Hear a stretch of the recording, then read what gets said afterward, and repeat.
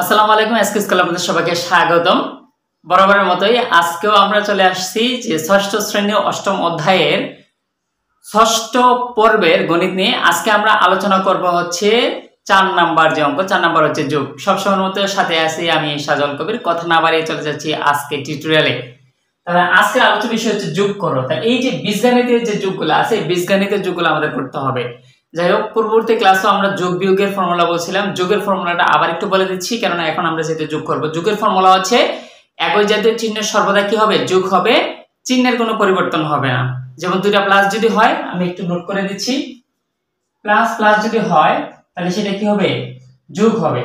ঠিক আছে, minus minus থাকলে সেটাও কি হবে? যোগ হবে। এগুলো হচ্ছে কি? যোগ হবে, কিন্তু চিহ্নের কোনো পরিবর্তন হবে না। যেমন দুইটা প্লাস যদি থাকে, যেমন 2 প্লাস 2 প্লাস 2, তাহলে দুটোই প্লাস, তাহলে কি হবে? যেমন আমি যদি বলি যে প্লাস 2 প্লাস 2, তাহলে ইকুয়াল হচ্ছে একই জাতীয় চিহ্ন, তাহলে কি হবে? 4 হবে, তাহলে কি প্লাস 4।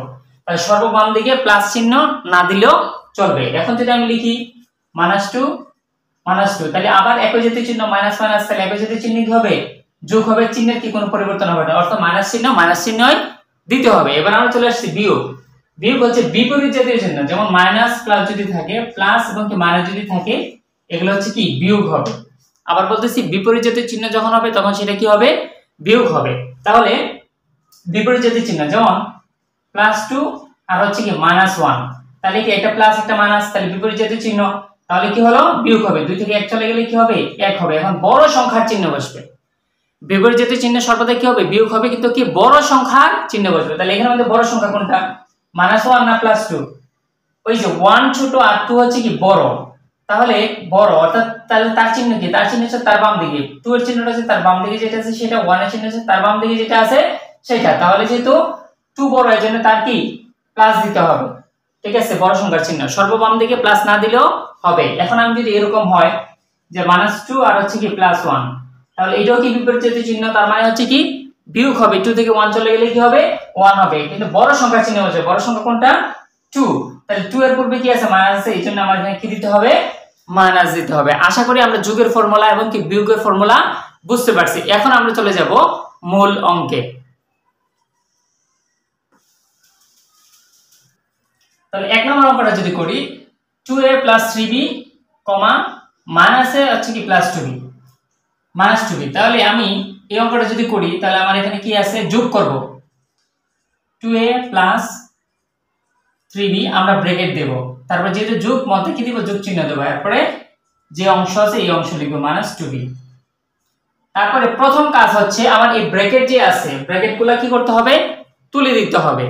আর ব্র্যাকেটের পূর্বে যে চিহ্ন থাকবে এই চিহ্ন দ্বারা ব্র্যাকেটের ভিতরে কি করতে হবে? গুণ করতে হবে। এই ব্র্যাকেটের পূর্বে কোনো চিহ্ন নাই, তার মানে হচ্ছে কি প্লাস। আর প্লাস দ্বারা যে কোনো কিছুকে গুণ করলে কি হয়? যে চিহ্নকে গুণ করবে সেটা প্লাসই হয়। তাহলে 2a + 3b, এই যে প্লাসে মাইনাসে কি হয়? মাইনাস হয়, সেটা আমরা জানি। তারপরে প্লাসে মাইনাসে এটাও কি হয়? -2b। তাও আমি এখানে লিখে দিচ্ছি, প্লাসে প্লাসে গুণ করলে কি হয়? প্লাস হয়। মাইনাসে মাইনাসে গুণ করলে কি হয়? প্লাস হয়। প্লাসে মাইনাসে গুণ করলে কি হয়?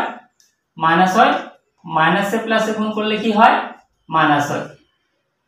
মাইনাস হয়। এই চারটা আমাদের কি করতে হবে? একটু মনে রাখতে হবে। যদিও এগুলা অনেক আগের ক্লাসগুলো যেগুলো আছে এগুলোতে আলোচনা করা হয়ে গেছে, তাও আমি একটু কি হাইলাইট করে দিলাম। তাহলে এখানে আমার কি করতে হবে? একই জাতীয় যেগুলো আছে, যেমন a আছে, তাহলে এগুলো আমার কি করতে হবে? যোগভাবে করতে হবে। তাহলে বিপরীত জাতীয় চিহ্ন এখানের মধ্যে 2a প্লাসের আর a হচ্ছে কি মাইনাসের, তাহলে বিপরীত জাতীয় চিহ্ন কি হবে?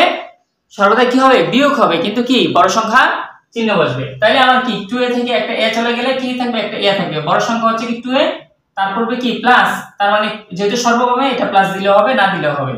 তারপর হচ্ছে কি দুইটা 3b আর হচ্ছে কি 2b, এটা প্লাস আর এটা হচ্ছে কি মাইনাস এর, তাহলে এটাও বিপরীত জাতীয় চিহ্ন, তাহলে কি বিয়োগ হবে। 3b থেকে 2b গেলে কি একটা b থাকবে।